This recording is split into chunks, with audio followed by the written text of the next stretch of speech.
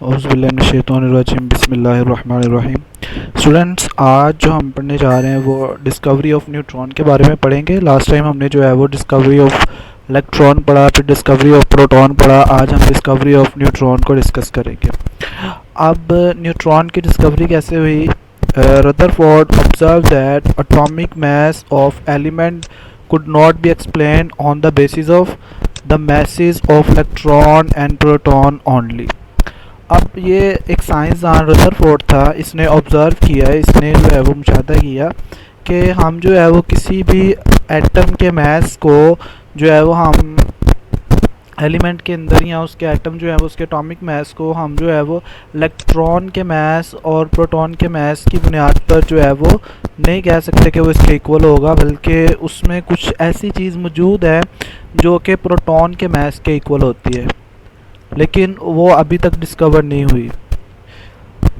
ही predicted इन 1920, इसने जो है वो 1920 में जो है वो प्रिडिक्ट किया था that some neutral particles having mass equal to that of proton must be present in an atom।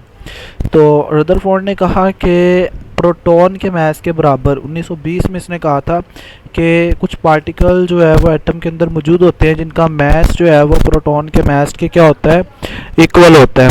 The scientist were in search of such a neutral particle, तो साइंसदान जो थे वो इस न्यूट्रल पार्टिकल की तलाश में जो है वो उन्होंने उसकी तलाश जो है वो शुरू कर दी कि कौन सा वो ऐसा पार्टिकल है जो कि एटम के अंदर पाया जाता है जिसका मास प्रोटॉन के मास के क्या होगा, इक्वल होगा।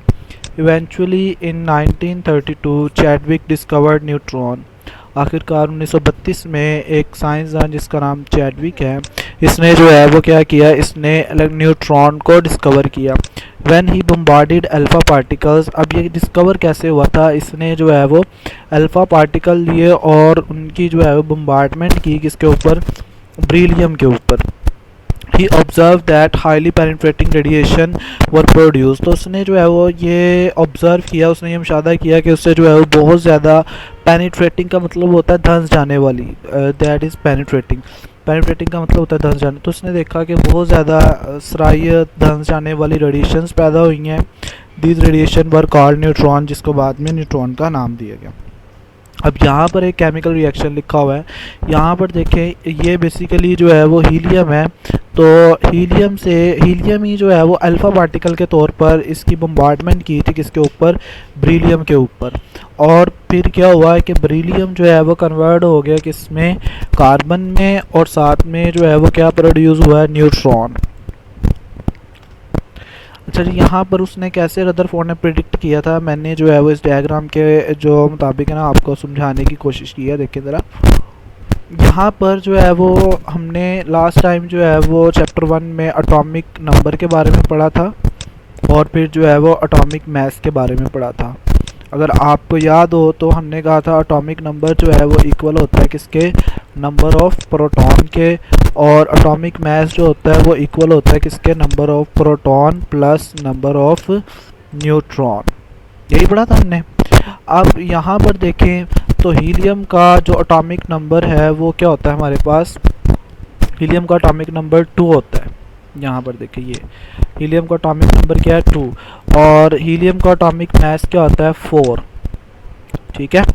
अब यहाँ पर देखें, यहाँ पर हाइड्रोजन का एटॉमिक नंबर क्या होता है, 1, और इसका जो एटॉमिक मास है वो कितना होता है, 1।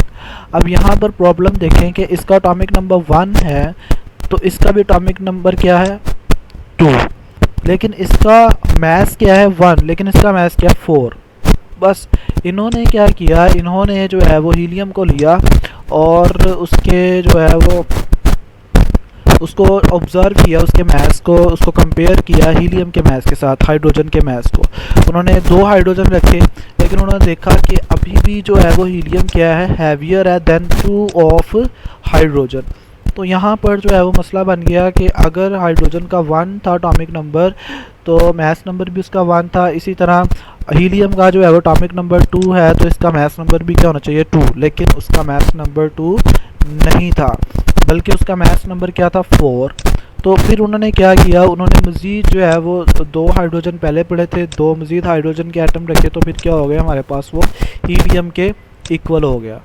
तो अब यही साइंसदान जो थे वो यही सोच रहे थे कि ये हाइड्रोजन जो है वो 4 हाइड्रोजन किस तरह इक्वल है हीलियम के। तो इस तरह जो है वो रदरफोर्ड ने प्रेडिक्शन दी थी। अब यहाँ पर देखें हाइड्रोजन के अंदर ये आपको एक प्रोटॉन नज़र आ रहा है और इसके अंदर एक ही इलेक्ट्रॉन है, जबकि यहाँ पर देखें तो आपको इसके अंदर जो है वो ये 2 क्या मिल रहे हैं, न्यूट्रॉन मिल रहे हैं ब्लू वाले, और 2 रेड वाले क्या मिल रहे हैं, ये आपको रेड वाले प्रोटॉन मिल रहे हैं। और यहाँ पर ओवरऑल इसका मास कितना हो जाएगा, 4। तो ये वजह थी कि रदरफोर्ड ने जो है वो प्रेडिक्शन दी थी। अब मैं जो है वो आपको विद द हेल्प ऑफ एक वीडियो दिखाने की कोशिश करता हूँ। पहले हम इसकी जो है वो प्रॉपर्टीज़ को देख लें।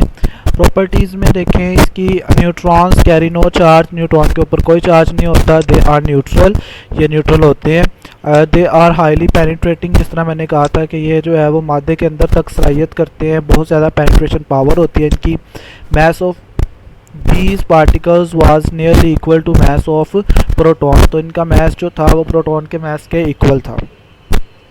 यहाँ पर जो है वो एक वीडियो से जो है वो इस सारे प्रोसेस को एक्सप्लेन किया गया।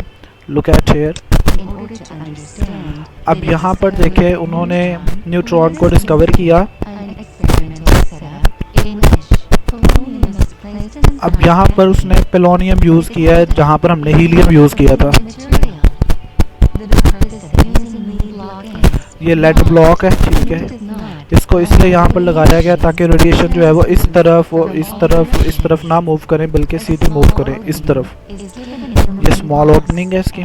Alpha rays are highly energy. अब ये वो इक्वेशन लिखी हुई है जो आपकी बुक में लिखी हुई थी।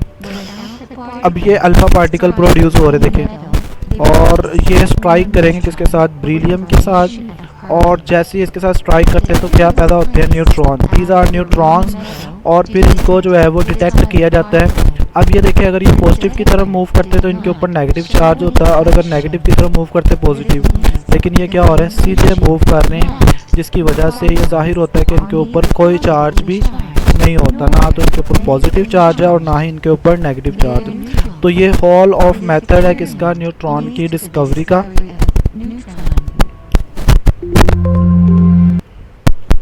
थैंक यू स्टूडेंट, अल्लाह हाफिज़।